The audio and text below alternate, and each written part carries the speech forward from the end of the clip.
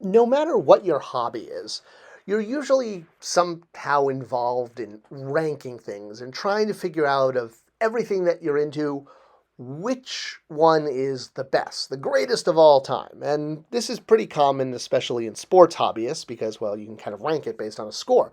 But of course, it's also very common in watching The Bachelor. Some episodes are clearly better. But what about toys?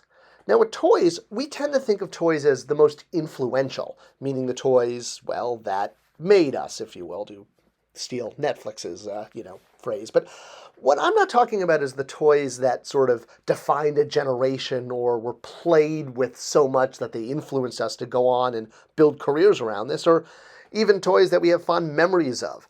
I want to talk about the most important toys, and specifically action figures in this video, because, well, there's been a lot of innovation and a lot of things that have, well, sort of shattered and broken through, have really changed how action figures are made. Especially if you go back and you look at the first one. I mean, this wooden Superman figure from the late 40s, early 50s, couldn't hold anything, slightly posable. I mean, it's not like they're still making Superman figures out of wood. Oh, wait, they are. Okay, well, the point is we've come a long way, and let's go through some of those. And of course, you've got to start with G.I. Joe. Obviously, that's going to be on this list. And in a lot of ways, it's because it was considered really the first action figure line. It was really just Barbie in a different sex, more or less, a different gender. G.I. Joe was more or less the same play pattern as Barbie. Take the doll, dress it up, go on open-ended play adventures. Well, that changed with the introduction of the Kung Fu grip. Now, counter to what some people think, the Kung Fu grip has nothing to do with actually performing Kung Fu, but instead it was actually a very innovative feature which for the first time ever allowed a toy to hold something. The old Barbie dolls, and still a lot of the current Barbie dolls, you have to sort of, maybe you can slip a purse over them, but they don't actually have a grip.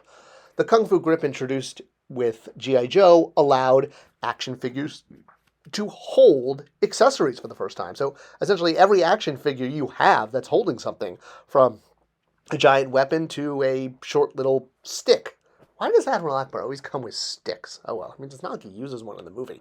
All right, the point being is the concept of doing this started with G.I. Joe, and that's why it's so influential. Yes, it was considered the first action figure line, but it could hold things.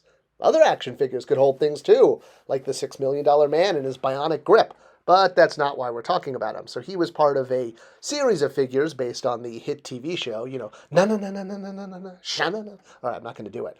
All right, but besides coming with one of the scariest, sort of hairiest figures of all time, and the fact that, yes, like G.I. Joe, he could hold things, what the $6 Million Man had was an action feature. Now, action features would evolve a lot, but the playability of this particular toy was based around the fact that you could look through his eye hole and see the world in a bionic perspective, if you will. And this was really game-changing because before this time, you really didn't have figures that were feature-based.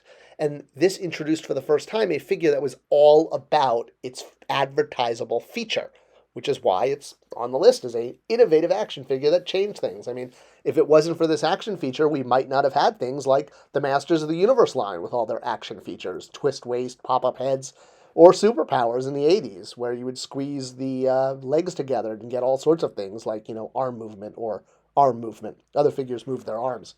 Now, of course, there were the, rip-offs like Pulsar, the man who you could see his blood flowing through him. Yeah, not as cool as looking through a bionic eye, but you could see the influence. All right, next up, we need to talk about a Fisher-Price toy known as the Adventure People. I should really do a whole video just on the Adventure People. If you're not familiar with this line, it was a 1970s line of figures and vehicles, and that's what's key. This was the first time you truly had a world where characters could go and pilot the vehicles, fit inside of them, and go off on adventures. While it started off with real-world things like news vans, eventually space and underwater took the theme. Now, there were figures with vehicles previous to this. Major Matt Mason in the 1960s, early 70s, had his fair share of personal vehicles as well as, I guess, vehicles that teammates could use and weird body suits. Yeah, that was actually based on something from NASA. And they had playsets. But because of the size, because these were 5-7 inch figures, they weren't as vehicle friendly as something like the Fisher-Price Adventure Kit. And if you notice that these toys are sort of feeling a lot more like some other toy lines that you may have collected that are figure vehicle based, well, that's no coincidence, because this line was essentially the influence on creating 3 3/4 toys. In fact, when Kenner pitched Star Wars to Lucasfilm, they used Fisher Price Little Adventure People as the base, as the prototypes. That's what you were looking at. So essentially, all those lines that we got in the 80s that took advantage of the 3 3/4 scale, which was a great scale for figure and vehicle play, owe this innovation to Fisher Price's Adventure People. And the fact that you could put them inside tanks, starships, submarines, all of that 3 3/4 harmony came from there. All right, so we've got figures holding things and now fitting in vehicles, but what about articulation? For that, we're going to point to this guy, the Spider-Man Classics figure from Toy Biz. Now, obviously, nowadays we're used to figures, especially Spider-Man figures, being highly posable, highly articulated, almost out the wazoo. Spider-Man tends to be well, he has to have articulation, he's Spider-Man. Now, previous to this Toy Biz figure, most Spider-Man figures just had basic articulation. They usually had a feature like web suction hands. There were ones that were known as multi-jointed action pose, but they weren't truly super articulated. So all of this came about when this gentleman here, Jesse Falcon, who was the brand manager at Toy Biz, he had an idea. He was looking at some 12-inch figures and noticed that the accessories they came with, like their weapons, which could be held in their hand thanks to the Kung Fu grip, well, these accessories were articulated as well. Triggers, scopes. And he got to thinking, wow, if you could put articulation into an accessory like this, what if you took that type of articulation and applied it to an action figure? And that was the thought that gave birth to Spider-Man Classics, which was a precursor to Marvel Legends, introducing an action figure that had 25 to 30 points of articulation. I mean, even this guy's fingers were articulated. So that was a real breakthrough at the time, and it obviously led to an entire industry of 6-inch articulated figures, up into, modern Spider-Man figures. All of the figures we've gotten from Marvel Legends, whether you're into Spider-Man or you're into any other aspect of superheroes, you really have that figure to thank. Now, there's one other aspect, though, we have to get to before we get to action figure perfection, and that's getting rid of those darn pegs. What am I talking about? Well, Spider-Man is also a really good example to point out for this. Most action figures are held together by pegs. You can see those black round holes around his knees. That's what holds the different pieces together. And with Spider-Man in particular, this can be an issue because with a base color of blue or a base color of red means that the pegs are really going to stand out. And when I say this is annoying for adult collectors, I'm just scratching the surface. I mean, we've kind of just accepted it as sort of the cost of having figures, that you see those damn pegs, but now Hasbro has introduced a pegless system. This is brand new, and it's being introduced, slowly rolling out, but this new figure Vulcan in the Marvel Legends line in an X-Men wave, not a character I'm that familiar with, but this is the first time a fully articulated pinless buck, meaning generic body, is being used, and this is going to be the body going forward for all Marvel Legends. So we're now going to get pinless figures. So they can hold things, they can articulate, they can fit in vehicles, and now they don't have pins.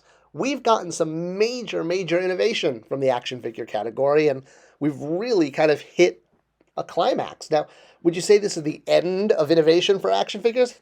Heck no. It's really curious what's going to be coming down the pipe. I mean, one thing collectors have wanted for years is to be able to have action figures of yourself.